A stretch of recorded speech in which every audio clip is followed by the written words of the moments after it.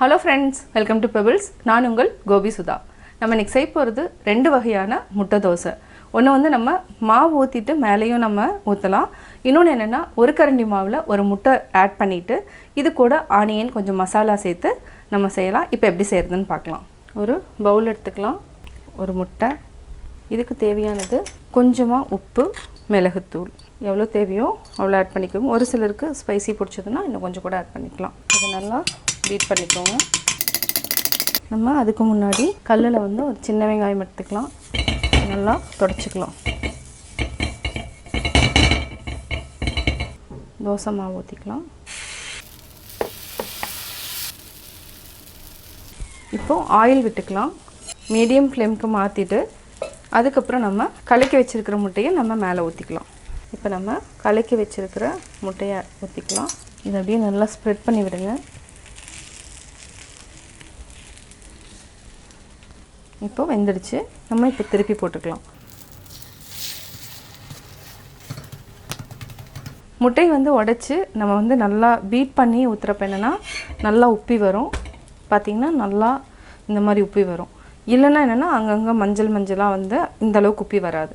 அதனால நம்ம எப்போவுமே முட்டை தோசை ஊற்றுறப்ப நல்லா கலக்கிட்டு இந்த மாதிரி ஊற்றிக்கலாம். இப்போ எடுத்துடலாம். இப்போ நம்ம ஒரு கரண்டி மாவு விட்டுக்கலாம். இது வந்து செகண்ட் டைம்.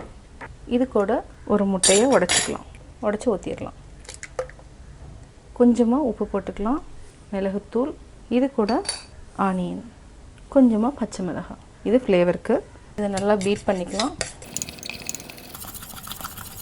நல்லா பீட் பண்ணிட்டோம். இப்போ நம்ம அப்படியே ஊற்றிக்கலாம்.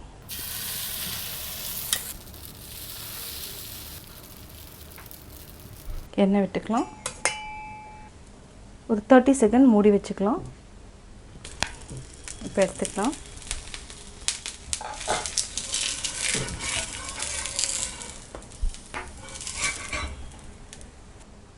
தோசை மாவில் கலக்கின முட்டை தோசை ரெடி.